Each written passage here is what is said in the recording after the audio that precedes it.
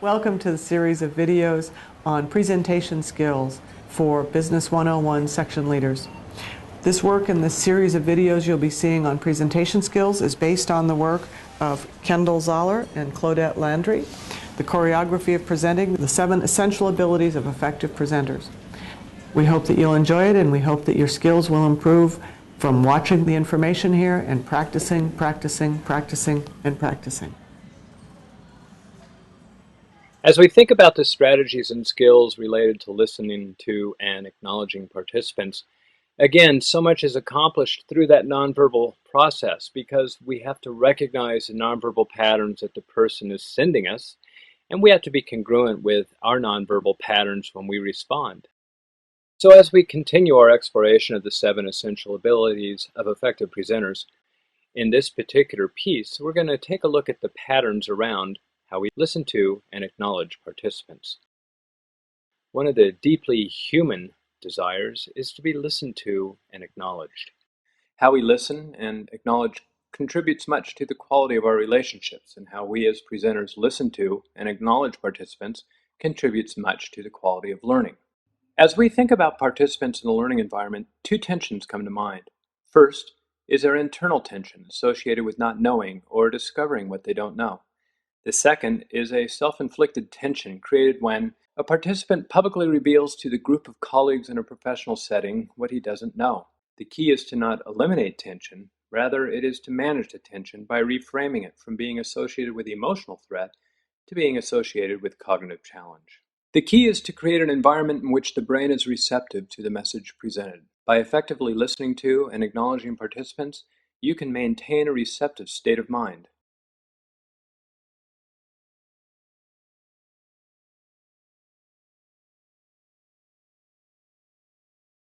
The first skill we're going to look at is freeze body from Michael Grinder. And this particular pattern is simply standing still and breathing when a student's talking. It's important to freeze body because when we stand still, we are listening to the student. At least that's what they perceive. And they perceive that not only are they being listened to, they're understood. Research also reveals that this skill also supports student learning. The second skill is to maintain direct eye contact, again, while breathing low. We can maintain direct eye contact in such a way that it's not that piercing look, and we do that by breathing.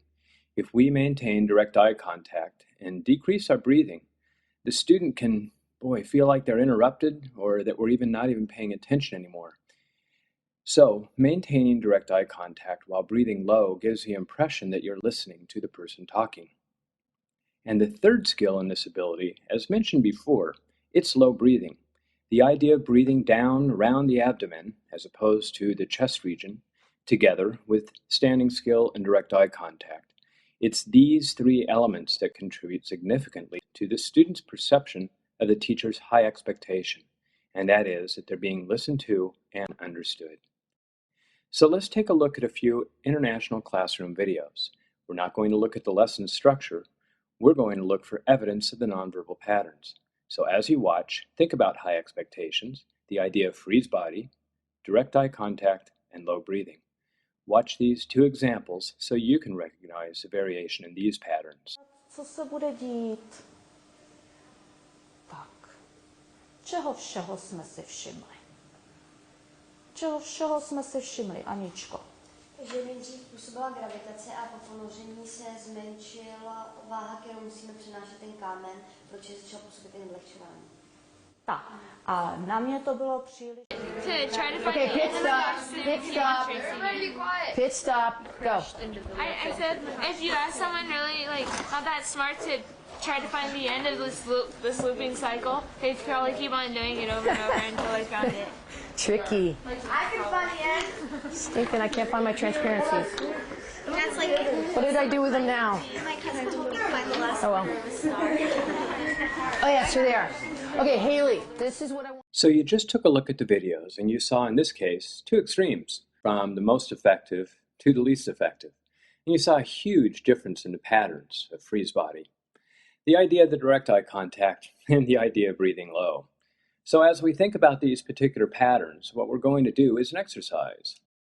The first one, when a student starts to respond to a question, just walk away. See how you feel and see how they feel.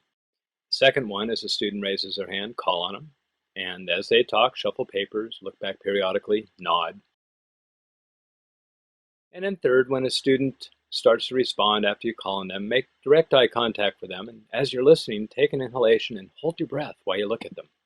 Notice that if they are talking, they might stutter, they might completely stop talking, but something will certainly happen to them as far as their attention goes and their sense of whether they're being listened to or acknowledged.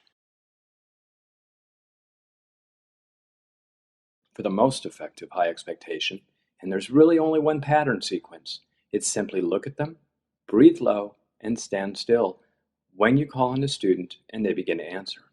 Of course, like any communication, you can nod, you can gesture, you can smile, do all those things that sort of indicate to a person you're listening. The idea is to give that student your full, undivided attention. It's high expectation that they're being listened to, that they're being valued, and that they're being heard.